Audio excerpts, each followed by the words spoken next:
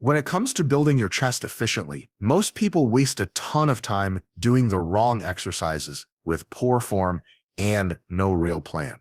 The goal isn't to just feel the chest, it's to train it in a way that maximizes stimulus while minimizing fatigue. Every set, every rep, every contraction should serve a purpose.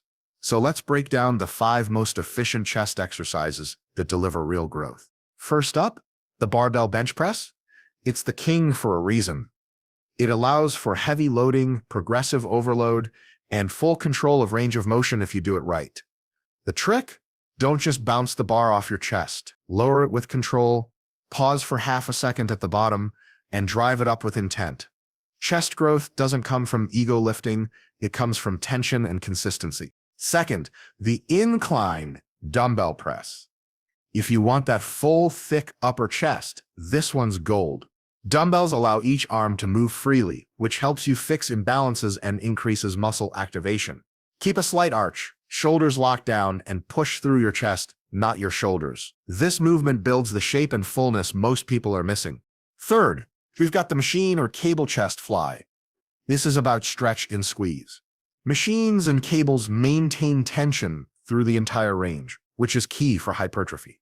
When you bring your hands together, focus on contracting your chest, not just moving your arms. That's where the real muscle building signal happens. Fourth, the dips. A lot of people overlook them, but dips done right with a forward lean are a phenomenal lower chest builder. Control your descent, go deep enough for a full stretch, and press up strong. It's one of the best compound moves for chest and triceps together, adding dense muscle that shows through even at low body fat. Finally, the push-up, but done properly. It's not just a beginner's move. When done with perfect form, controlled tempo, and high volume, push-ups are brutal and effective. You can add resistance bands, weight plates, or even elevate your feet to make it harder.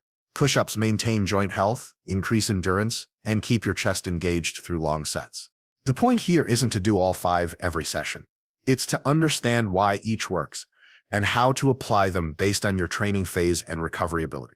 Efficiency in training is about choosing movements that deliver the most muscle with the least wasted effort. You don't need 15 chest exercises, just 5 done exceptionally well. When we talk about muscle growth and efficiency, the biggest mistake most people make is assuming that more exercises equal more gains. They walk into the gym thinking that if they hit every chest machine, throw in a few random sets of push-ups, and finish with some flies until they're exhausted, they must be growing. But here's the truth. Muscle growth doesn't reward chaos. It rewards precision. The chest doesn't care how many exercises you do. It only responds to the quality of the stimulus you give it. That's why focusing on a few effective movements and executing them with near-perfect form is infinitely more productive than doing a dozen random exercises with sloppy technique. When we talk about selecting exercises for the chest, we're really talking about one thing: how well those exercises load the pecs through their full range of motion. You can bench all day, but if your shoulders are doing half the work or your range is cut short, you're not stimulating your chest efficiently. So the idea here isn't to fill your workout with variety just for the sake of it. It's about picking a small selection of exercises that target your chest from slightly different angles, cover its function fully, and allow progressive overload over time. Let's break this down in practical terms. Suppose you take the barbell bench press, the incline dumbbell press, and the cable fly. That's 3 exercises. You don't need 12. Each one of those hits the chest in a specific, efficient way. The bench press lets you move heavy weight and builds the mid-chest thickness. The incline dumbbell press brings up the upper chest, and the cable fly provides the isolation and constant tension your chest needs for maximum contraction and stretch. When you perform these with attention to detail, slow eccentrics, controlled pauses, full range, you're telling your muscles grow or get left behind. The problem is that people chase novelty, not results. They think, if I keep changing exercises, I'll keep growing. But muscles don't care about novelty. They care about tension, volume, and progressive overload. When you find a handful of exercises that you can perform safely and feel deeply in your chest, you stick with them. You get stronger at them. You perfect your form over weeks and months. That's what builds size, not doing a new fancy exercise you saw on Instagram every other day. Now, here's the thing. Your body is smart. It adapts. And you might think, well, won't my body get used to the same exercises? Not really. If you continue to apply progressive overload correctly, you can manipulate reps, sets, rest times, and intensity while keeping the core exercises the same. The goal isn't to confuse your muscles, it's to give them consistent, growing challenges. Think about it. If you bench 100 kilos today, and 6 months from now, you're benching 120 kilos with the same form, guess what? Your chest is going to be bigger. That's progress. People also underestimate the role of execution. You could have the best program in the world, but if you're pressing the bar with your shoulders and triceps instead of your chest, you're missing the entire point. Exercise selection only works when the execution matches the purpose. When you lower that bar, you should feel the stretch in your pecs. When you press up, you should feel the contraction. Every rep is a signal. You're telling your body to adapt. If the signal is weak or inconsistent, the adaptation will be too. Another thing, more volume doesn't always mean more growth. Doing 10 exercises for your chest might sound intense, but most of that work will be junk volume. Your body can only recover from so much stimulus. If you spread your energy across too many movements, none of them get your full focus or intensity.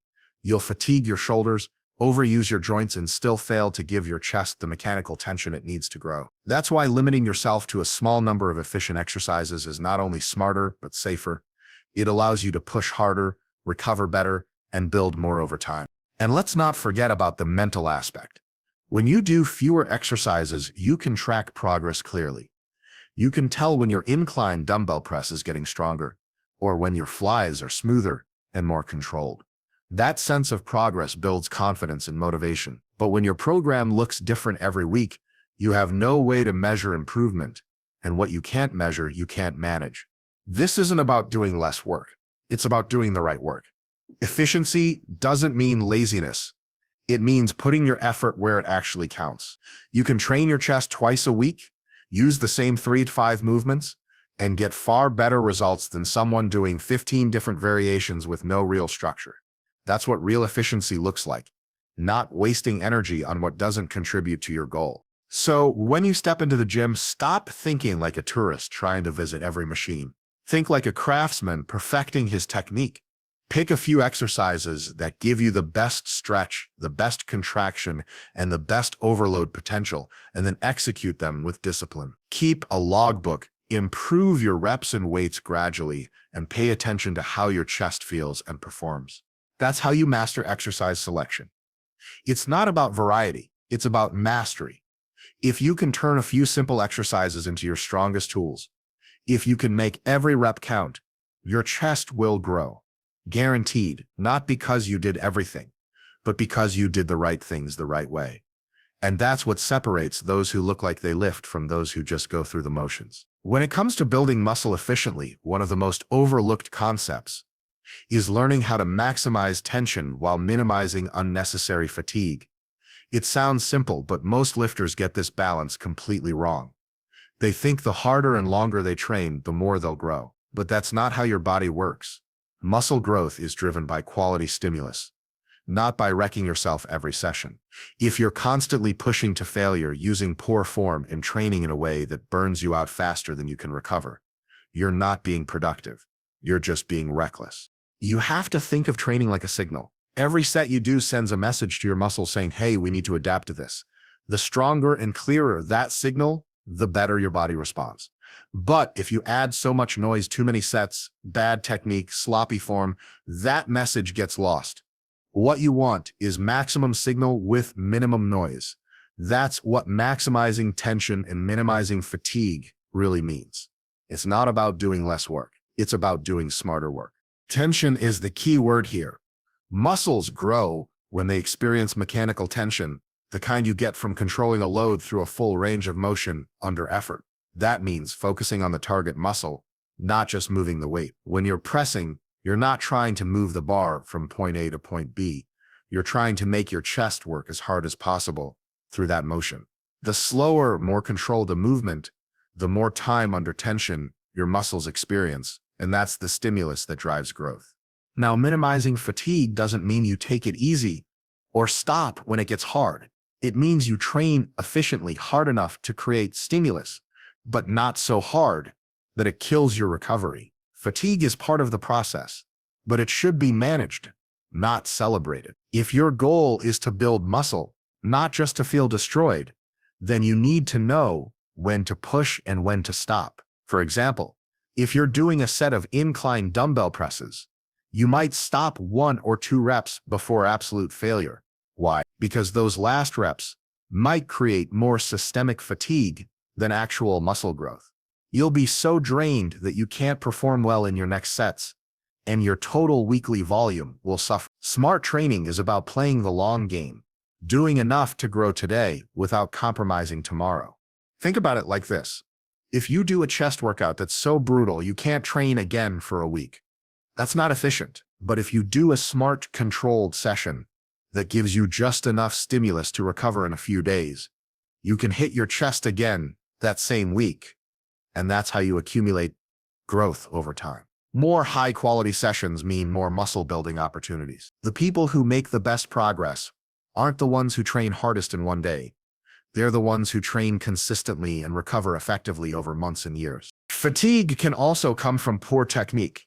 If your shoulders are taking over every chest exercise, you're wasting energy and limiting your chest's growth potential. That's unnecessary fatigue on your joints with minimal tension on your pecs. The fix is simple, but requires discipline. Learn to isolate your chest through proper setup, tempo, and control. Retract your shoulder blades, keep your elbows in a strong position, and move with purpose. When you create tension where it matters, you get more results with less wasted effort. Managing fatigue also means respecting recovery. Sleep, nutrition, and rest days aren't optional. They're part of the training plan. You don't grow while lifting, you grow while recovering. If you're not eating enough protein or not sleeping enough hours, all that hard work in the gym goes to waste. Training hard and recovering poorly is like trying to fill a bucket with holes. You'll never make progress until you fix the leaks. There's also a psychological side to all this. Many lifters equate fatigue with progress. They think if they're not crawling out of the gym, they didn't train hard enough. But fatigue is not the goal. It's just a byproduct of training. The goal is stimulus. The best athletes understand this. They can train intensely without breaking down because they know how to stay just below the point of diminishing returns. They don't chase exhaustion, they chase adaptation, and that's why they keep getting better while others burn out. You should always ask yourself before every set, is this adding quality tension or is it just making me tired? If it's the latter, adjust. Maybe your rest periods are too short, maybe your form is breaking down, or maybe you're doing too many junk sets. Remember, you're not judged by how tired you are after a workout, you're judged by the muscle you build over time. The beauty of understanding this principle is that it frees you from the trap of overtraining. You don't have to spend 2 hours in the gym hammering the same muscle group. You just have to train efficiently. Hit your target muscles with precision, stimulate them enough to grow, then get out and recover. That's how real progress happens. Let's take a simple example. Suppose you're doing chest flies.